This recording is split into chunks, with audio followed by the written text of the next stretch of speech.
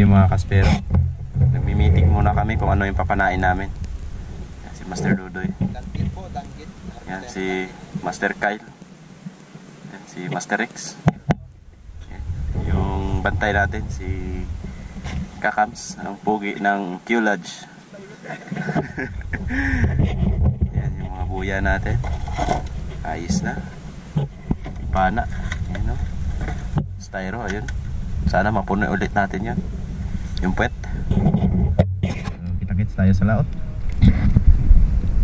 Yan mga kaspero, balot muna tayo, balot. Pangpalakas daw ng tuhod at saka pangpalakas ng resistensya. Ayan, si Master Rex na yung babanat ng balot, oh.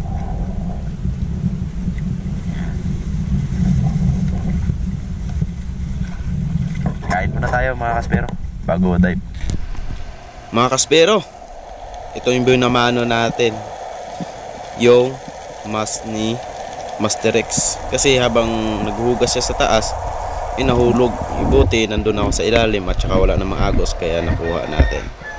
Pagkatapos nyan, diretso na tayo hunting. At ito, maraming rabbit fish ulit. Ayan, oh, magkatabi, magjowa siguro ito mga kaspero. Ayan, oh, halos magkatabi talaga sila, kaya yari kayong dalawa. Ayan, dalawa agad yung nahuli natin. Kaya mabilis tayong makarami nito kasi pag ganyan, magkatabi-tabi, halos dalaw-dalawa yung mapapana natin.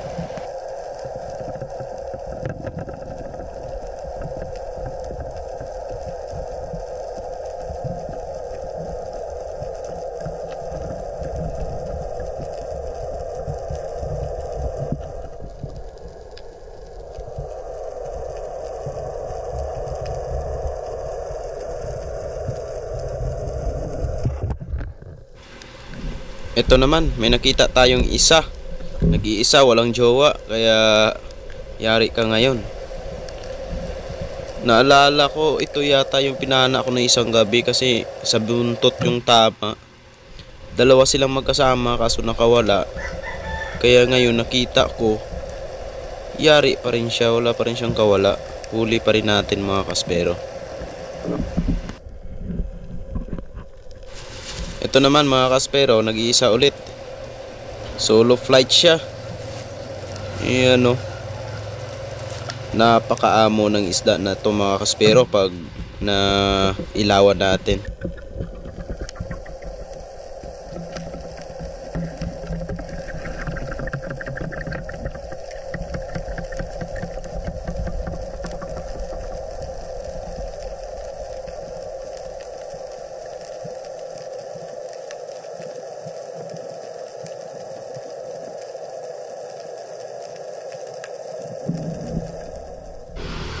At syempre, paglangoy natin sa unahan, meron tayong nakitang dalawa. Ayan, kaso lang may manok kasama. Ayun, magjowa na naman mga kaspero. Dali na naman sila. Ayan, oh. Good size yan, mga 4 na piraso, 1 kilo. Pag sobrang laki mga kaspero, 2 piraso lang, 1 kilo na. Kaya tiba-tiba pag nakapana ka ng ganito.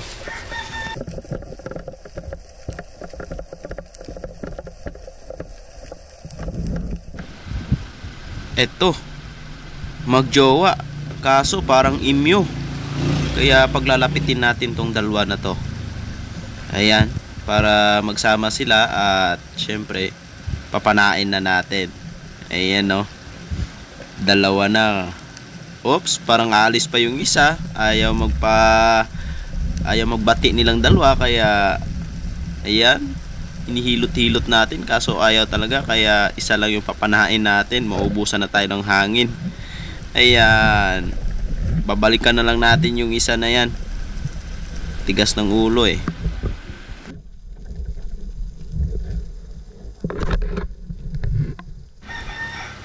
Ayun, manok yung nauna mga kaspero. Ayun, dalawa ulit magjowa. Dali.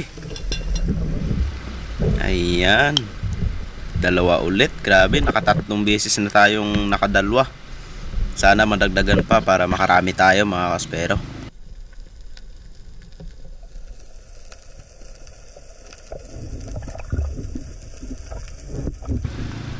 Aba, ito na naman, magjowa. Kaso medyo magkalayo. Ayun, pinalapit natin at pinana.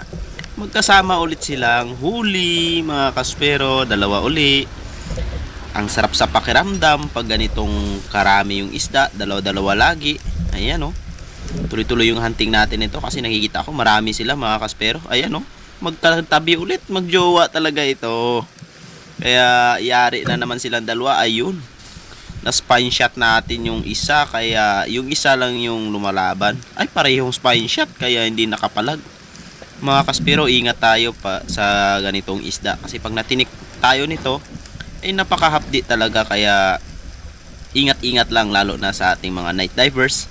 And for the safety, mag-gloves tayo para hindi madulas sa ating kamay. Ayan, ito na naman. Magjowa na naman. Yari ka ngayon. Dalawa na naman. Grabe. Paminsan-minsan na kami nakakahuli ng mga ganito.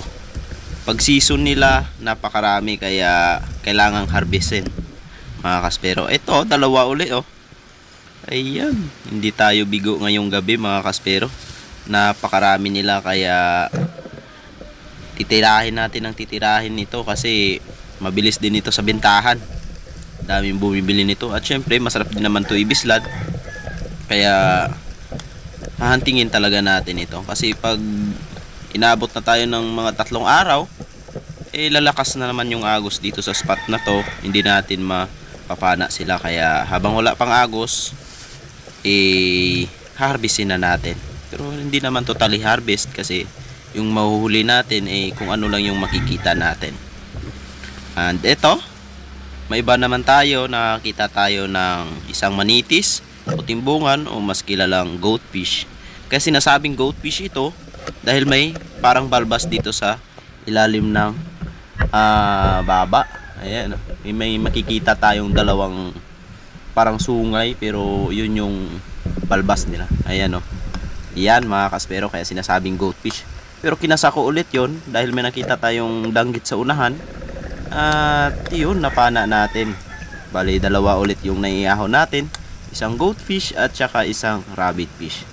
Kaya sulit talaga yung dive natin kasi halos tuwing dive, dalawa yung naiahon natin sa taas. Kaya swerte talaga natin ngayong gabi. Next natin, itong malaking papakol o trigger fish. Alam nyo ba, mga kaspero, kaya tinawag itong trigger fish kasi yung pinaka dulo ng sa ulo na part, meron diyang yung tinik. Ayan, kailangan mong i-press yan pababa para hindi sumabit. Kaya yan yung tinatawag na trigger fish. Katulad din sa pana, meron tayong tinatawag na trigger. Pag hindi mo yun kinalabit, eh hindi tatalsik yung bala natin. Kaya tinawag yan na trigger fish or papakol, mga kaspero. Ayan, yan yung pagkakaalam ko. And then, next natin, etong magjowa ulit na rabbit fish, mga kaspero. Dalawang magkatabi. Malalaki, grabe. 3/4. 2 piraso lang. Dali uli natin. And then, eto, dalawa uli. Halos dalawa-dalawa hanggang matapos yung dive natin. Dalawa-dalawa yung nahuhuli. Kaya napakasulit ng gabing ito. Ayan. Huli ulit natin. And then ito, isang uri ulit ng manitis, mga kaspero. Nakadali tayo ng isa. Ayan. Halos yan lang yung nakahalo sa isda natin. Kasi karamihan, mga rabbit fish talaga. At yun, papakol. Meron din naman tayong napanang mga unicorn na iba, kaso pakokonti lang, hindi katulad nito ng rabbit fish na napakarami talaga. Ayan o, dalawang magkatabi uli. Yan, huling huli talaga natin. At shoutout nga pala sa kabady ko sa Dilapas, si Bro Jeff. Dive safe ka dyan, bro. And then ito yung huli natin sa gabi. Ayan, tignan nyo, mga kaspero. Napakaraming danggit. Ayan. Ayos, halos isang dipa na naman yung huli natin. And shoutout nga pala sa ating Master Idol kay Silent Hunter Bugoy na nasa Sibuyan ngayon. Bro, ingat ka dyan. Dive safe lagi. And sana kumalma na at makapunta na kami dyan. At syempre para makasama ka na rin dito sa Boracay. Ayan, may mga manitis naman tayong napana. Good size din yan, malalaki din. 5 piraso, 1 kilo, 4 na piraso. And pauwi na kami niyan mga kaspero.